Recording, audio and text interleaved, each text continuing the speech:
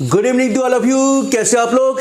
सभी छात्र और छात्राएं मेरी बात को ध्यानपूर्वक सुने, क्योंकि लगभग 95% स्टूडेंट ऐसे हैं जिन्होंने छात्रवृत्ति हेतु आवेदन किया है और अभी भी छात्र आवेदन कर रहे हैं।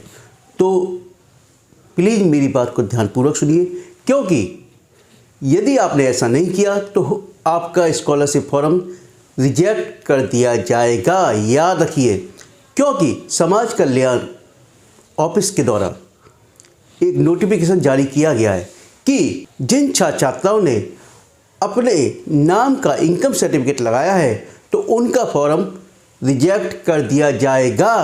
और यह नोटिफिकेशन लास्ट ईयर भी आया था, अर्थात वर्ष 2023-24 में भी जिन छात्राओं ने आवेदन किया था उनके लिए भी यही शर्त थी कि जो आपका इनकम सर्टिफिकेट होगा पिताजी के नाम से होगा, ना कि आपके नाम से। लेकिन अब जो नई स्टूडेंट हैं वह तो अपने पिताजी का इनकम सर्टिफिकेट लगवा लेंगे, ठीक है। लेकिन अब जो पुराने स्टूडेंट हैं उनकी एक समस्या थी कि वो अपडेट नहीं कर पा रहे हैं। तो इसलिए मैं बताना चाह रहा हूँ कि आप अपने पिताजी का इनकम सर्टिफिकेट बनवाइए और आपकी करेक्शन डेट आएगी, उस समय आप इनकम सर्टिफिकेट को अपडेट करोगे। याद रखिए, यदि आपने करेक्शन डेट पर अपने पिताजी के इनकम सर्टिफिकेट को अपडेट नहीं किया,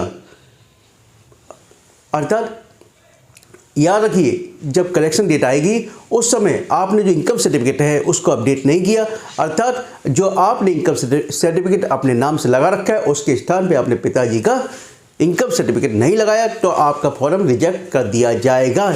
याद रखिए, देखिए स्पष्ट रूप से कहा गया है, वित्तीय वर्ष 2024-25 में छात्रों द्वारा अपने नाम से इनकम सर्टिफिकेट यानी आय प्रमाण पत्र छात्रवृत्ति आवेदन पत्र में प्रयोग किए जाने के संबंध में, ठीक है।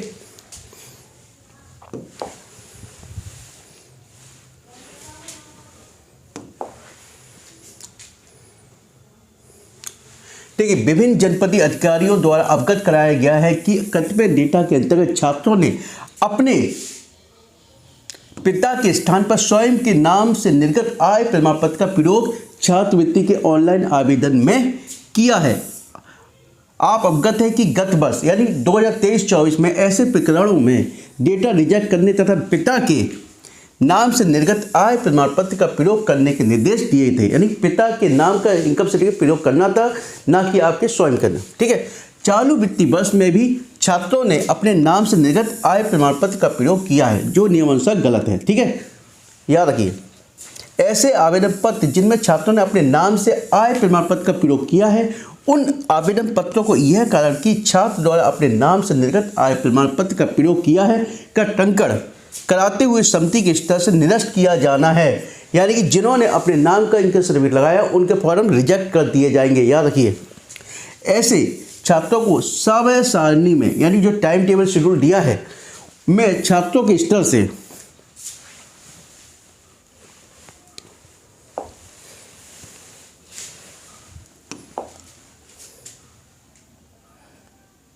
करेक्शन की अवधि में माता पिता अथवा अभिभावक अथवा पति के नाम से निर्गत आय प्रमाण पत्र के संशोधन का अवसर प्रदान किया जाएगा। याद रखिए, माता का अथवा पिता का, अब आपको पता है कि माता का कब होगा, ये पहले ही पता है आपको, ठीक है, और अथवा पति का अवसर प्रदान। ऐसे सभी छात्रों को संस्थाओं के माध्यम से, देखिए, ये संस्था के माध्यम से आप द्वारा सूचित कर दिया जाए कि सभी पिता के नाम से आय प्रमाण पत्र जारी करा लें तथा करेक्शन की अवधि में पिता के नाम का आय प्रमाण पत्र का प्रयोग ऑनलाइन आवेदन करें, ठीक है।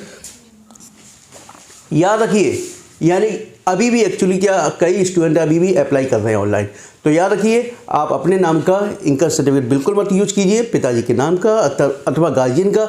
देखिए, कंडीशन होती है पिताजी का नहीं है तो आपके पिताजी यदि नहीं है बाय अनफॉर्चुनेटली तो मदर का, ठीक है। याद रखिए, तो उनका इनकम सर्टिफिकेट लगाइए। और जब जो पहले से ऑलरेडी अप्लाई कर चुके हैं जिनका रिन्यू होना था, तो जब करेक्शन डेट आएगी तो उस समय अपना संशोधित करा लीजिए, अन्यथा आपका फॉर्म संस्था स्तर से भी रिजेक्ट कर दिया जाएगा। यदि गलती से संस्था स्तर से फॉरवर्ड हो भी जाता है तो डिस्ट्रिक्ट लेवल की कमेटी से आपका फॉर्म रिजेक्ट कर दिया जाएगा, ठीक है। और यदि कोई डाउट्स है तो कृपया कमेंट्स में लिख कर मुझसे पूछ सकते हैं। हाँ, जो स्टूडेंट पहली बार मेरे चैनल को देख रहे हैं कृपया चैनल को सब्सक्राइब कीजिए और दोस्तों कमेंट में अधिक से अधिक शेयर कीजिए। Okay, thank you.